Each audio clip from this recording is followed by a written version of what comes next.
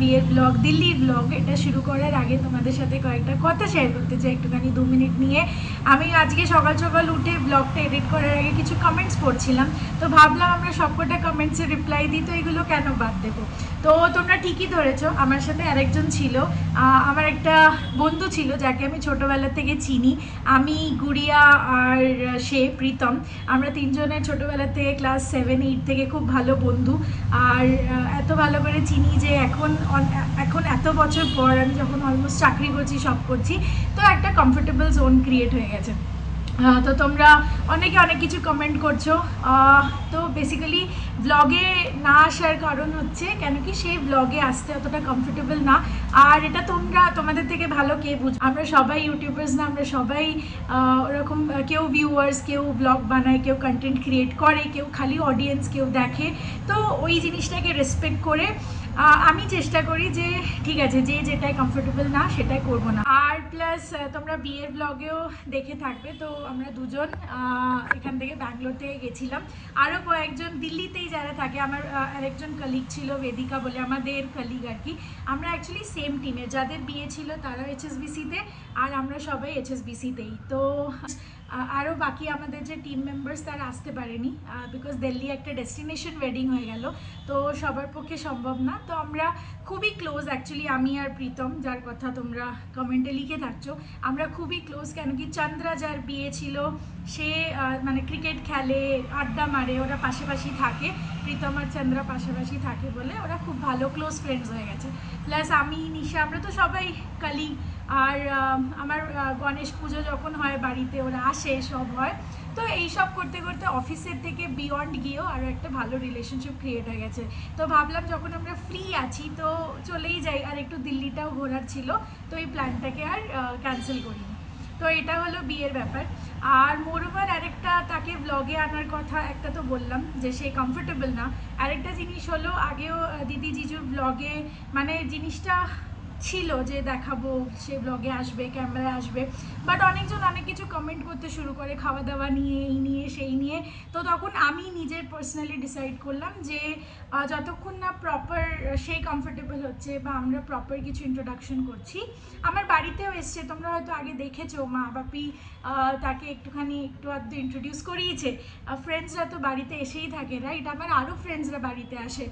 ভাগ্যশ্রী মানে যখন কলকাতায় ছিল তখন আসতো, এখন সে পুনেতে আছে, তো অতটা দেখা হয় না। শালিনী, নিকিতা, তারপর আকাশ, ঋষভ, সবাই আমার বাড়িতে আসে। তো তোমরা প্লিজ এতটা ভেবো না, একটুখানি লাগে যে কমেন্টগুলো পড়ে যে নাটক করছি, এই করছি, সেই করছি, এরকম কোনোই ব্যাপার নেই। বাস যেটুকু ছিল তোমাদের সাথে শেয়ার করলাম। চলো এবার ব্লগটা শুরু করা যাক। বেরিয়ে তো পড়েছি, কিন্তু আজকে প্ল্যানের কোনো ঠিক ঠিকানা নেই, কেন কি অক্ষরধাম টেম্পল যাওয়ার ছিল, ওটাও শুনলাম 6:30-তে বন্ধ হয়ে যাবে। এখানে কোনো টিকিট কাউন্টার নেই, এটাই টিকিট কাউন্টার। Token sell.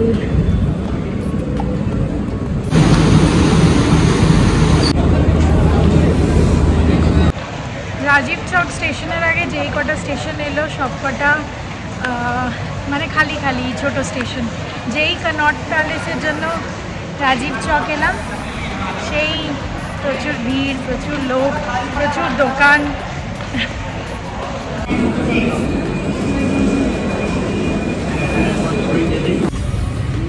একটু চুটুর পুটুর খাবো, একটু কেনাকাটি করব। এখন পার্কিংয়ের গেট দিয়ে বেরোলাম, এই দেখো বেরিয়েই ফোন করবে। New market fields. এখনও তো মেন এরিয়ায় পৌঁছায়নি। I am sure main area আরও বেশি আলো আর ওরকম হ্যাপেনিং হবে, প্রচুর দোকান, প্রচুর স্টোর, প্রচুর কিছু হবে। কনট প্যালেসের কনসেপ্টটা হলো যে এইটা হচ্ছে পুরো প্যালেস, আর এর পাশে বা ভেতরে যেই মার্কেটগুলো বসে ওটা হচ্ছে কনট প্যালেস মার্কেট।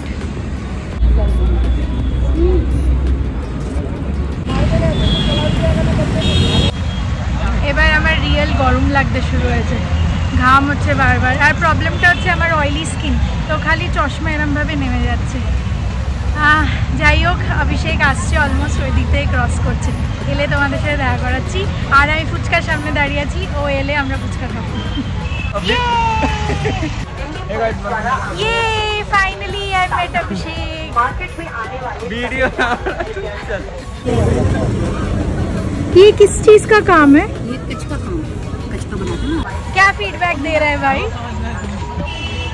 हमें शॉपिंग करनी थी फाइनली। ये रहा আমার বুকে দেখে মনে পড়লো কালকে চন্দ্রার জন্য বুকেও নিতে হবে।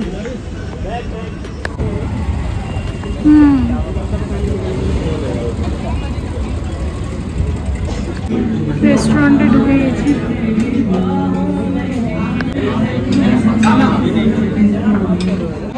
সবাই মিলে একটু अरे वो आईएएस ऑफिसर कैसे बनेगा बटर खा के? पुदीना पराठा लेते, ऑरेंज काफे लाइम और मिंट कूलर सैलेड, तंदूरी रोटी, रुमाली नहीं आया। হোটেলের রাতের ভাইবটা আরও সুন্দর দেখতে, পুরো গাছ দিয়ে এরকম পৌঁছে গেছি। আজকের দিন এখানেই শেষ হচ্ছে, আর এটা আমি নেক্সট ব্লগে আপলোড করবো, যেরকমটা বলেছিলাম অলরেডি। তো অ্যাকচুয়ালি অনেক কিছু হচ্ছে, তো এত কিছু একসাথে শেয়ার করতেও ইচ্ছা করছে না, আস্তে আস্তে রয়েছে শেয়ার করবো। আর হোটেলটা সত্যি খুব সুন্দর দেখতে। চলো উপরে যাই রুমে, তারপর তোমাদের দেখা যাচ্ছে।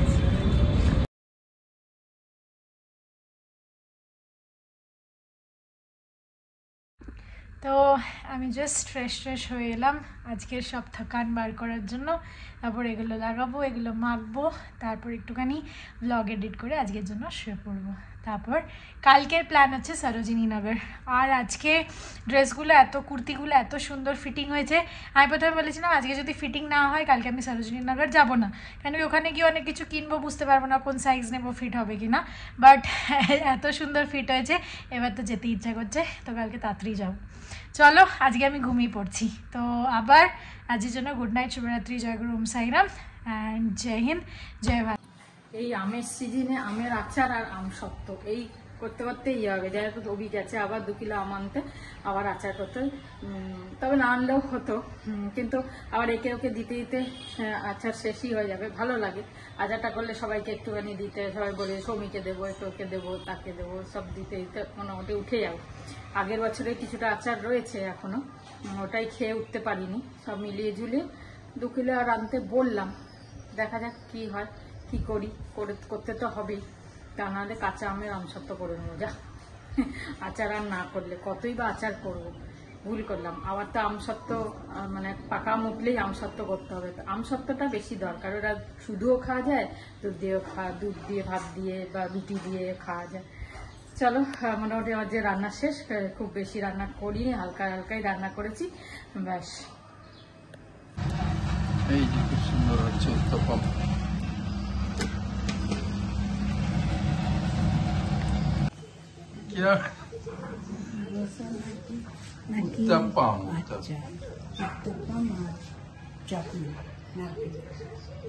ভালো খেতে, ঘুমিয়ে পড়েছিলাম, আমি দিতে এসেছি, ঘুমোচ্ছে বসে বসে।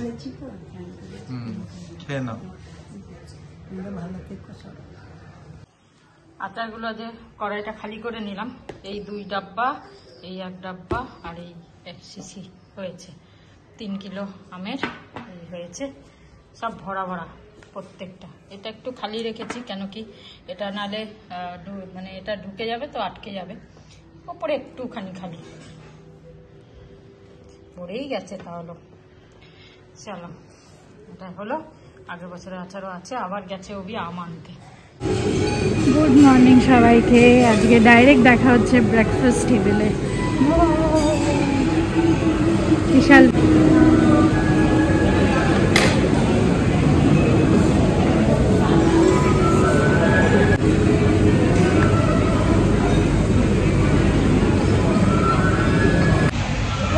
সবাইকে।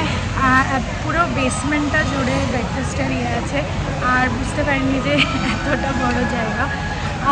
চলো ঝটপট খেয়ে নিই, তারপর বেরোবো সরোজিনী নগরে।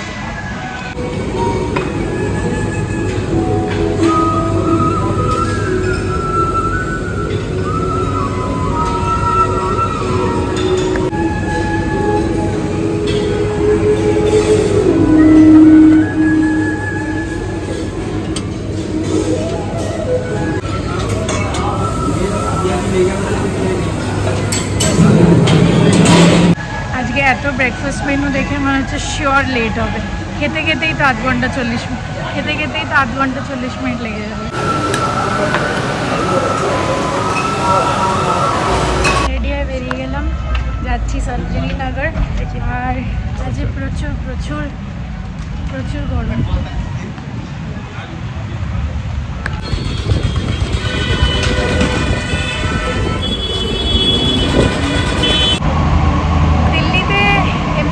খরচা খুব কম হওয়ার কথা, কেন কি ট্রান্সপোর্টেশন কানেক্টিভিটি ইজ অ্যামেজিং।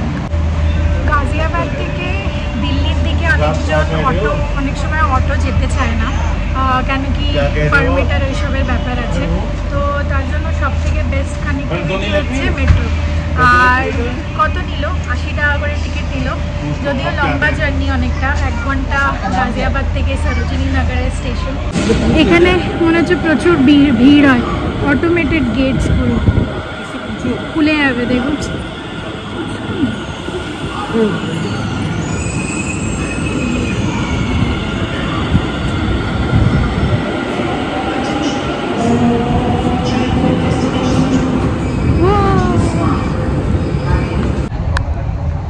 আজকে ব্লগটা আপলোড হতে প্রচুর টাইম লাগছে। আমি পুরো মেট্রোতে ওটাই ভাবছি যে কতক্ষণ এটা শেষ হবে। আমাকে সরোজিনী যাচ্ছি, ওখানে গিয়ে আর আপলোড করার আর এসব করার টাইম পাবো।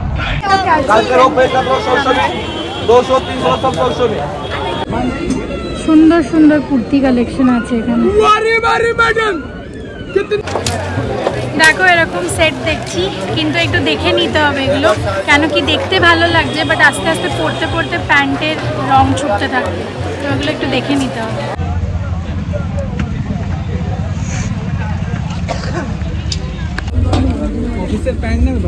এত কেনাকাটি করেছি, ব্যাগটা পুরো ফুল হয়ে গেছে। আর এই যে এখনো বাইরে হাতে জিনিস রয়েছে, কিন্তু প্রচুর গরম এখানে। আজকে গরম লাগছে, তাও তো রোদ নেই, ছাওয়াতেই শপিং করছি, কিন্তু হাওয়া নেই।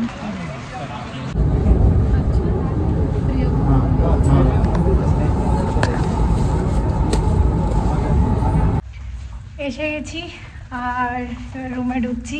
ঝটপট করে 5 মিনিটের মধ্যে ব্রেক ট্রেক করে ফ্রেশ হয়ে রেডি হতে হবে। ভালো লাগলো আজকে বেশ শপিং করে, এত শপিং করে নিয়েছি বুঝতে পারিনি। ফ্রেশ হয়ে গেছি আর এত খুশি কেন কি এখন বাজছে 5:30। আর চন্দ্রা বলল তাড়াহুড়ো করে রেডি, না 6টা বাজছে, সরি, তাড়াহুড়ো করে রেডি হওয়ার জন্য করছিলাম। বাট চন্দ্রার থেকে মেসেজ এলো যে আমাদের একটু দেরি হবে বারাত বেরোতে, তো একটু দেরিতে আসতে। মনে হচ্ছে আরামসে 1 ঘন্টা আছে, একটু রেস্ট নেব, তারপর রেডি হব। দুপুরে লাঞ্চ স্কিপ হয়ে গেছিলো, কিছু খাইনি, সেই ব্রেকফাস্টে খেয়েছি। ব্রেকফাস্টে সাফিসিয়েন্ট খেয়েছিলাম তো হয়ে গেছিলো, কিন্তু এখন 5:30 6টা বাজছে, খুব খিদে পাচ্ছে। তো আমি জোম্যাটোতে একটুখানি কিছু কুইক খাওয়ার জন্য একটা মিনি বিরিয়ানি অর্ডার করে দিয়েছি।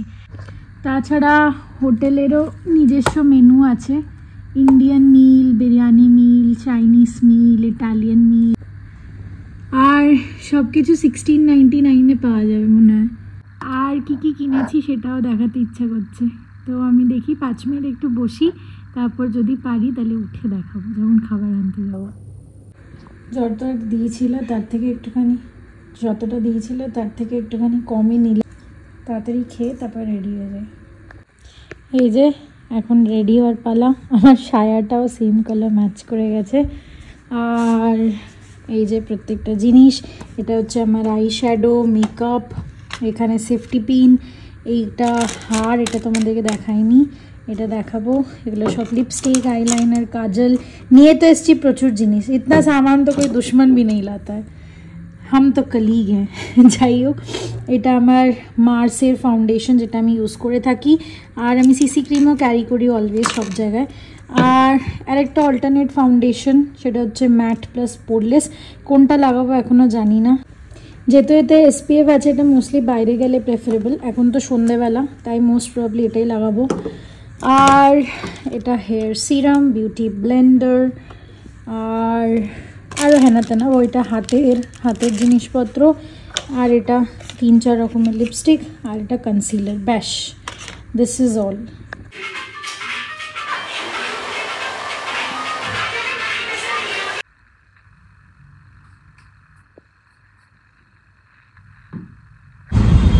এই যে পৌঁছে গেছি অ্যাম্বিয়েন্স পার্টি লন।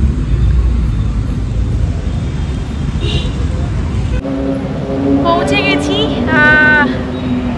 লোকেশনে পৌঁছে গেছি। আর অলরেডি একটু ফ্যান্সি শাড়ি তো, তাই জন্য একটু এদিক ওদিক হচ্ছে। যাই হোক, চলো যাই, তোমাদেরকে দেখা করাচ্ছি সবার সাথে।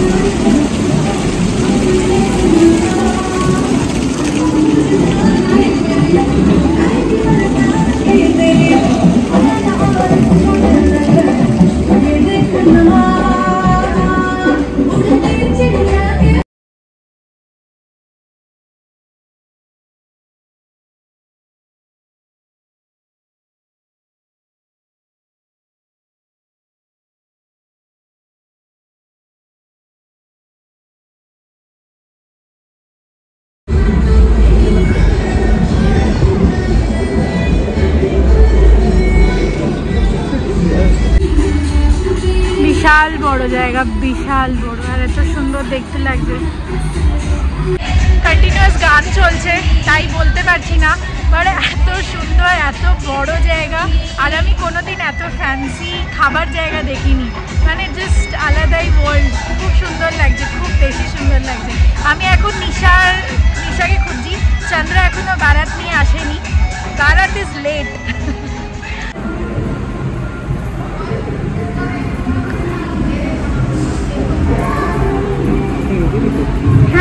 নিশার সাথে দেখা হয়ে গেছে, রেডি হচ্ছে, এখনো ফটো ভিডিও তোলাচ্ছে রেডি হওয়ার। তো আমরা একটু বসি, এই ভেতরটা এসি, তো ভেতরটাই গিয়ে বসি এখন। খাবার অলরেডি লেগে গেছে,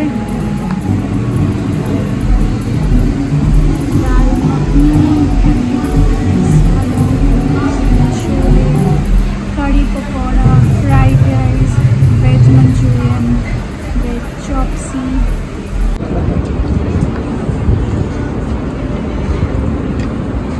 বাজি ফুটছে, বারাত এসে গেছে।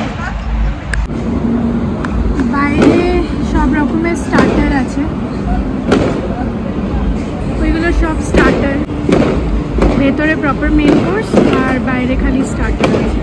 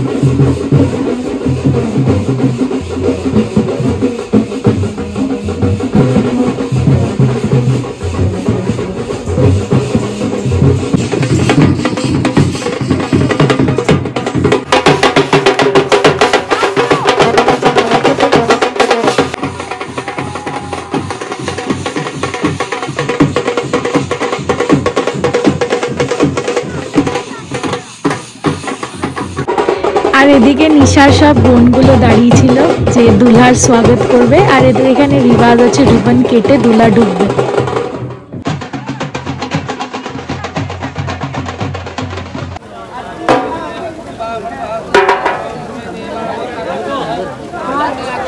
आ जाएगा ना वीडियो में।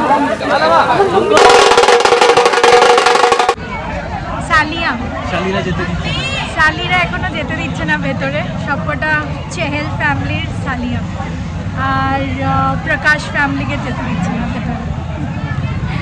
অ্যাকচুয়ালি এদিকেও দাঁড়িয়ে আছি কেন কি আমরা দুদিক থেকে, তো চন্দ্রার দিক থেকেও আর নিশার দিক থেকেও, তো ভেতরে গিয়ে নিশাকে দৌড়বো।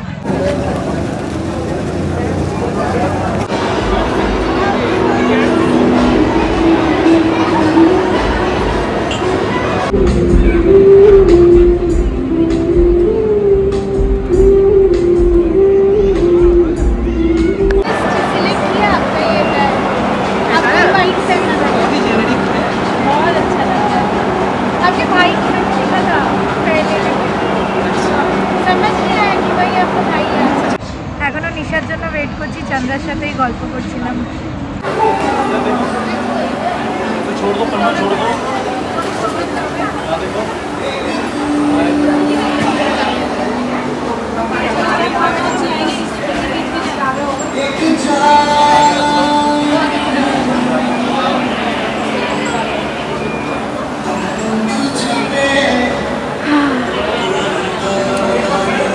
এখানে 3টে টেবিল জুড়ে আলাদা করে ফ্যামিলির জন্য অ্যারেঞ্জমেন্ট করা আছে।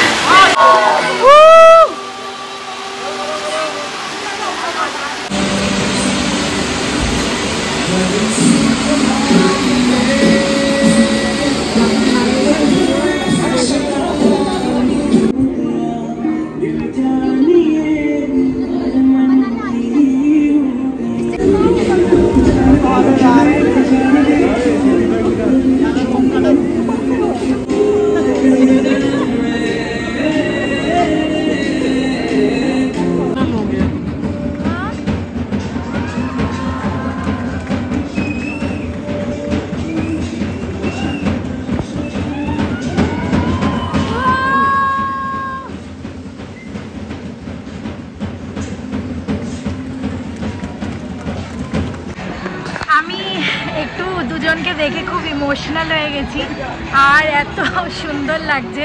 মালা বদল জাস্ট কমপ্লিট হলো, জানি না একটুখানি ভেতর থেকে কান্না পাচ্ছে, ওরা এত সুন্দর দেখতে লাগছে। আর আমি লাইভ এত সুন্দর, এত সবাই ওপেন মাইন্ডেড, সবাই খুব সুন্দর, সবাই পার্টিসিপেট করছে, চেঁচাচ্ছে, সব করছে, এরকম ওয়েডিং আমি কোনোদিন দেখিনি। তো আমার ভেতর থেকে কেমন একটা লাগছে। আর এখানে সব প্রপার অ্যারেঞ্জমেন্টস, এভরিথিং, ড্রোন থেকে শুরু করে সব কিছু, ড্রোন ফটোস ক্যাপচার করছে, সব লোকেরা হাসছে, নাচছে, গাইছে, খাবার আনলিমিটেড খাবার, মানে আনলিমিটেড টাইম অবধি খাবার আছে, যতক্ষণ না দুলহন খাবে ততক্ষণ খাবার আছে। আর কি বলবো, overall it's just beyond perfect.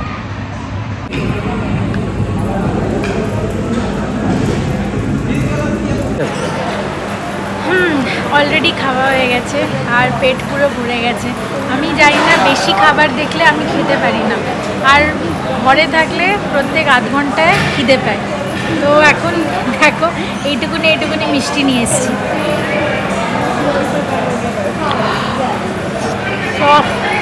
এখানে একটুখানি রীতি রিবাজ একটুখানি অন্য। বেসিক্যালি আমাদের যেরকম ভুকা পেট না খেয়ে থেকে রীতি রিবাজগুলো করতে হয়, ফেরা করতে হয়, এখানে ওরা আরামসে খেয়ে নেয়। তারপর রাত অবধি তো 4টে 5টা 6টা অবধি সব চলবে ফেরা টেরা, তো ওগুলো হবে, ফেরা অবধি থাকতে পারবে না। খুব সুন্দর সাজিয়েছে। আর যাই হোক, ওরা এখন ভেতরে খাচ্ছে, তো ওদেরকে বলে দিয়েছি যে আমরা বেরিয়ে যাচ্ছি। সব কথা বিয়েতে তো একটুখানি বাচ্চারা থাকেই যারা একটুখানি চুলবুলি করে, তো আমি ওদেরকে দেখছি ওরা কি করছে না করছে। হাত মার ডালনা, ঠিক আছে?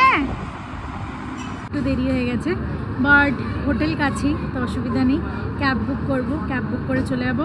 জানি না, খেতে আমি কিছুই পারছি না, প্রচুর খাবার, বেগ রসগোল্লা, রাবড়ি জলেবি, আরও কত কিছু আছে, আমি হয়তো 5%ও খেতে পারিনি।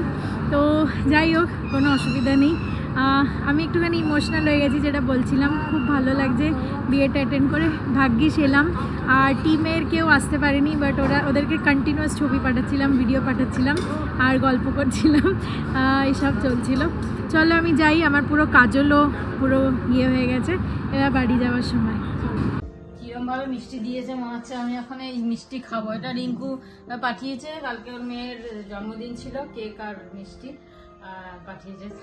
মিষ্টি তো খাবোই না। আমি বলছি আরামসে বিকেলে ইভিনিং স্ন্যাক্স খেয়ে নাও, 3টে তো মাত্র রসগোল্লা আর একটুখানি কেক। খাও, একটু না অনেকটা কেক। নিজের খেতে ইচ্ছা করছে, দেখছি খেতে ইচ্ছে করছে কিন্তু খেতে পারবো না ভাই আমি এখন খেলে রাত্রিদের খাবো যেহেতু কেক, সেই জন্য। আমি তাই সামন্দিকে বলছিলাম যে একটা ধরো 20-25 বছরের ছেলেকে দাও, বাচ্চাকে দাও, ছেলে মেয়ে হুড়মুড় করে খেয়ে নেবে, বুঝতেও পারবে না।